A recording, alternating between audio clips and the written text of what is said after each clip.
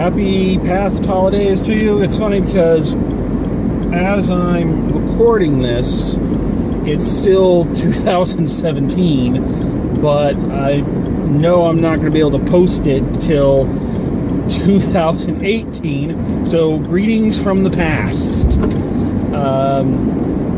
So this one took a little while for me to get to. It took a little while for me to find the time to do the review, but here it is. Okay, so before I start on my take on this, I have to address something that I saw in regards to this movie. So one of the movie critics I watch online and I really respect, I like his taste, and he does some really great video essays and whatnot. He brought up an interesting point about this film. He didn't like it.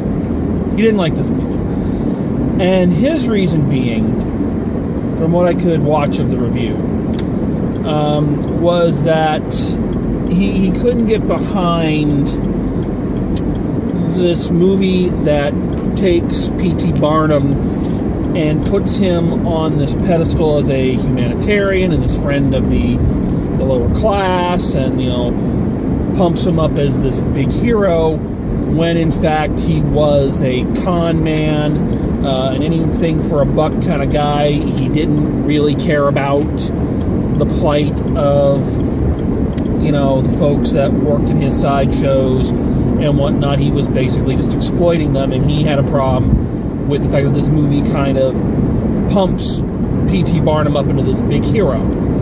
And you know what? I respect that point of view, because if you really want to look at the historical truths of it all, yeah, P.T. Barnum was not a great guy. You know, I mean, anybody who's known for kind of the saying, there's a sucker born every minute, that should give you a pretty good indication as to how this guy viewed the world and how he viewed people. You know, and I'm the guy who, you know, one of the reasons I'm not a fan of Hamilton is Alexander Hamilton was not this great hero that everybody makes him out to be in that musical, and I can't get behind it. So, I mean, if you really want to find a modern day comparison for P.T. Barnum, a real one, and one that fits him like a glove, and I could totally see this individual making a movie just like this about himself, because that's the way he sees himself. Probably the closest modern day incarnation of P.T. Barnum is Vince McMahon. And let me tell you something, folks. Vince McMahon is about as far from being a humanitarian as Mahatma Gandhi was from being a competitive eater. You know, and I, even though I am a wrestling fan, I will not sit here and tell you Vince McMahon is a good person or a person who gives one shit about anybody who works for him. And I think that could be said of P.T. Barnum probably as well. So I understand that viewpoint. I understand that stance. It's logical. It makes sense. I wanted to bring that up first because I feel like I wanted to address that before I say the following. In relates to this movie, I honestly don't give a shit about any of this because I bought in. All right? I bought in. I loved this. I had a great time with this movie. And, you know, again, I'm as surprised as anyone because I'm one of those, I'm that naysayer. I'm that negative Nancy in the back. I'm the guy who, you know, like I say, everybody else is going, oh, Alexander Hamilton, oh, Hamilton. And I'm the guy going, well, you know. Last year, when all the theater people I know were going, oh, La La Land, oh, La La Land, La La Land's the greatest thing ever. I love La La Land. I'm the guy going, if you really look at it, it's not that great. But this one, I can't do that with. This one, I loved. I loved just about everything about it. Comparing it to La La Land, which is the last big musical, and that this goes in cycles, you know, where musicals are in and then they're out, and then they're in, and then they're out. So this, I guess, is ushering in the next in phase. This one is so vastly superior to La La Land. Everything about it feels like it's done better. Every complaint I had about La La Land is nullified by this film, which I think got it right. I think the story fits a musical format much better. I think the songs are way better and way catchier. You know, one of my big complaints about La La Land is that, you know, all the songs kind of sounded the same. I didn't leave humming any of them. The song about, you know, Here's the One That Dreams is kind of the only one that stood out. This one, Million Little Dreams, This Is Me, The Greatest Show, The Other Side, all these songs are distinct and interesting and fun, energetic in different ways. Yeah, the characters in this, again, I want to, keeping in mind what I said about the real P.T. Barnum a second ago, the characters in this film are actually likable, whereas I did not like the characters in La La Land. I thought they were both jackasses. And I think this film actually dealt with characters, whether true to life or not, in the context of this as a story and as a, you know, a musical structure. These characters are characters I want to see in a musical. These are characters I want to see dancing. It shouldn't come as any real surprise that Hugh Jackman is awesome in this. This has been a great year for him. 2017 was a great year for him between Logan and this one. Really shows him off as just how good of an actor he is in those two movies. And I'm constantly surprised, and I should not be surprised, by just how good of a dancer he actually is. Just how smooth and graceful he is. I could watch him dance all day. It's really, he's brilliant at it. I got also another guy who's had kind of a great year, and in my opinion, I know other people who disagree, and who I gotta give big ups to Zac Efron. You know, and I am the kind of man that I am willing to eat my words, and I am willing to admit when I'm wrong. I did not think much of him for a long time, mainly because, you know, I hate High School Musical, and I had to direct High School Musical, you know, and, you know, I just thought he was another byproduct of the Disney machine, you know, no more talented than anybody else. Well, that's really bugging me. Anyway, and, you know, yada, yada, yada, but this year, he has proven me wrong. I thought, whatever you thought of the movie, I thought he was very funny in Baywatch. And I think here, I don't think his singing is that great. I think he's definitely the weakest singer of the film. But again, a lot of charisma. The dancing that he does is pretty amazing. So yeah, I gotta say, these past two films, I can say, okay, Zac Efron, you've kind of won me over. I respect you, buddy. Michelle Williams, first thing I've seen her in a long time. I know she's done a lot, but I haven't seen a lot of the things she's done. I haven't seen her really since Dawson's Creek, which tells you how fluid I am. Nice to see her giving a great performance. Everybody in here gives a really great performance. So yeah, so great acting all the way around. The dance numbers are really inventive and energetic and just awesome, and just the music and the dancing is so good in this that it's one of those movies where it's like when the song ends, I'm disappointed. I wanted it to keep going. I wanted them to keep singing. And I gotta say this, I gotta give a shout out again, being the bitter, angry old man that I am. You know, I've said it before, I hate hear me roar songs. You know, I find that there's just too many of them, and it's, you know, we're all trying to pump ourselves up, you know, when, you know, and all the haters can just go away. It's like no one said anything to you. You know, you're fighting against nothing. You're raging against a machine that doesn't care. You know, so I'm not a big fan of hear me roar songs. That being said, This Is Me, kind of the big showstopper, or one of the big showstoppers, but kind of one of those standout ones in this. Damn, did that have every effect that a Hear Me Roar song should. One, my toe was tapping, you know, and two, you know, it kind of got to me. It touched. Part of the reason I think I like this movie so much is I have an affinity from my undergrad days and the research I did for plays.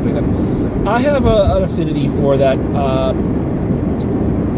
circus performer life, specifically what would be considered, whether politically correct or not, the freak shows. I did extensive research on Joseph Merrick, the Elephant Man.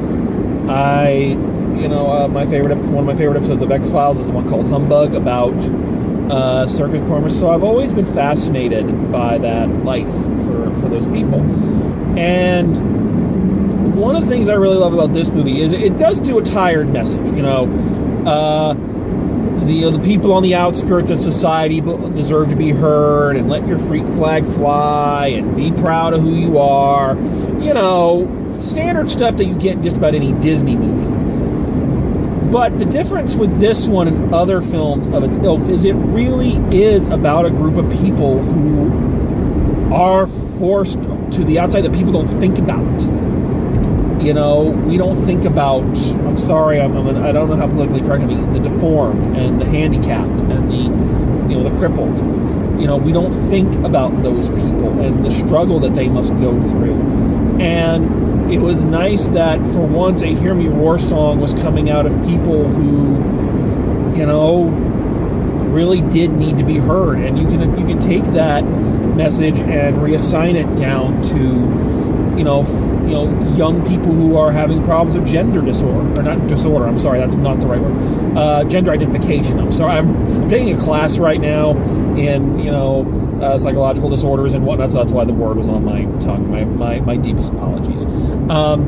But gender identification, or race, or religion, you can, this one does not come out and just point at one group specifically, but it gives you a great metaphor, and I think that's what makes it work. And like I said, This Is Me is one of the best original songs for a musical or movie I've heard in a long time. And as much as I don't really believe in the Oscars, I'll be really pissed if it's not nominated for Best Song. So the movie in general and, on the whole is very good and very enjoyable. I'm not going to say it's perfect. There are a couple things I had a little bit of a just minor nitpick. So let's just talk about those real quick. Number one, and I'll talk about the most nitpicky first. The CGI again is very bad. A lot of the backdrops, a lot of the reconstructed scenes or whatnot. It's like you can tell very clearly when it's done on a computer. Now I understand that creating a digital backdrop is much simpler and cheaper than building, an early American train station or whatnot. So I get it. But at the same time, it looks fake. It really looks fake, and not stylized fake. Not like we did this fake for a reason. It just looks cheap. And, I had that problem with Murder on the Orient Express. I have it with this film.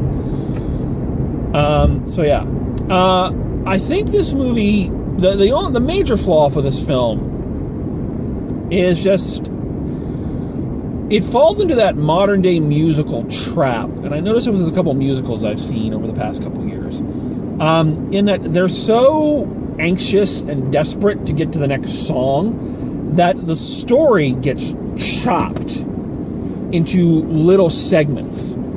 And then we go to the next song, which usually takes us through a montage of months or years, and then we get another little snippet, and then another song. So the characters don't really get a chance to breathe. You don't really get a chance to connect with them as much as you'd like, Okay, a good example. Midway through the picture, Hugh Jackman as P.T. Barnum wants to be taken legitimately. He's tired of people just always criticizing him and saying he's a charlatan and all this. So he produces a U.S. tour for this European singer. So that happens in a quick snippet. Then we have a song. Then it comes back that they're on tour and he's ignoring everybody. And we don't really get to see any of that. We see it real quick in some montages, and then he's on tour. He's gone. His wife sings a song about how sad she is that he's not there and that he's losing his way.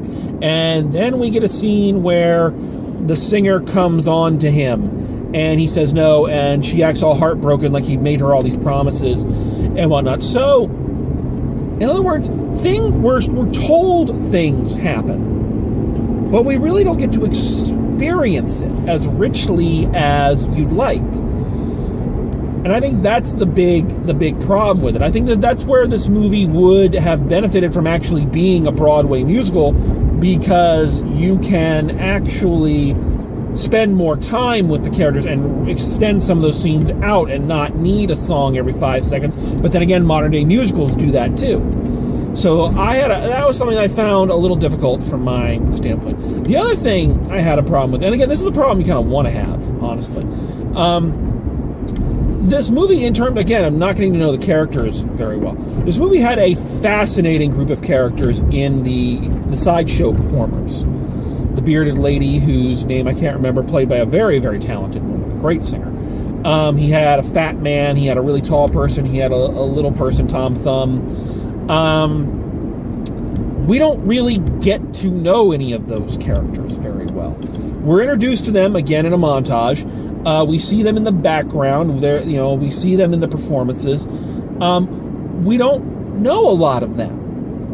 We're introduced to them very briefly. We're introduced to the bearded lady. We're introduced to Tom Thumb. A couple of them get introductions while while he's doing interviews, but we don't get to know them and where they came from and who they are.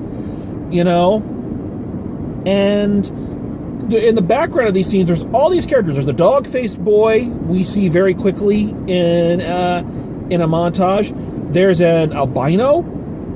There's a man with some kind of stuff on his face that we never really get a good look at, so we can't tell if it's like a birthmark or if it's a scar or something. We have a tattooed man we don't really get to see a lot of. So in other words, we get all these great, interesting, visually compelling characters, all of whom we know must have interesting backstories given, who they are and where they end up, and we never get to learn them. I would have liked, they have a song in the middle of this, sung by the European opera singer while she's on tour. The big ballad, one of the big ballads of the show.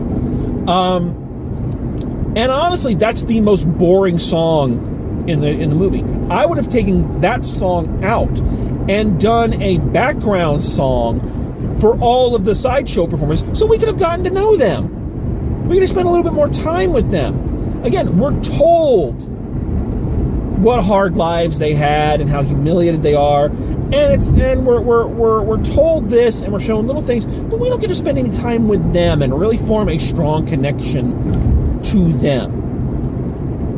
So I would have liked to have taken that boring song out. And I think it also would have been an interesting thing, narratively, if the one character in the movie who is a singer, and we're told is this beautiful singer, never actually had a song. I mean, that's just the way my mind works. I always think it'd be interesting to do a musical where the lead character doesn't sing. But that's me. But they were much more interesting characters and ones that I wanted to know about more than I wanted to know about her. But that being said, I think if one of your biggest problems with a movie is that you wanted more of it, that's a good sign. That means that you did something right creatively. So I'm not going to say this movie's perfect. I don't think this is the best movie of the year, but is it one of the best? I honestly think it is. And again, if you're a historian and you just can't get over, the historical inaccuracies, I get that. Believe me, I get that. But for me, this one won me over. This one is this movie's so good. It's one of those films that I like. I mean, I came right home, got right online, and downloaded the soundtrack. That is how good this movie is. And that's how, that you wanted to live with that music again. You wanted to hear it again. So, I really loved it. I know that by the time I post this, you've probably already seen it. If you're going to see it, it may even be out of the theaters by the time I get this. That's going to be kind of my theme for the next couple of reviews, is trying to catch up on the last couple films of 2017 before I move on. But I really liked it. And I think good message, good cast, good script, good directing, good music, just all around good. So I had a great time with it. So that's this one. Got some other ones I'm going to be trying to get to here a little later. Again, seeing a lot of the movies that a lot of folks have already seen, and I'm playing catch up. But I'm looking forward to it. And I'm looking forward to a new 2018. So from the past, from 2017, let me say Happy New Year, and looking forward to a whole new year of adventures and movies. So until next time, drive safe, and I'll see you at the movies.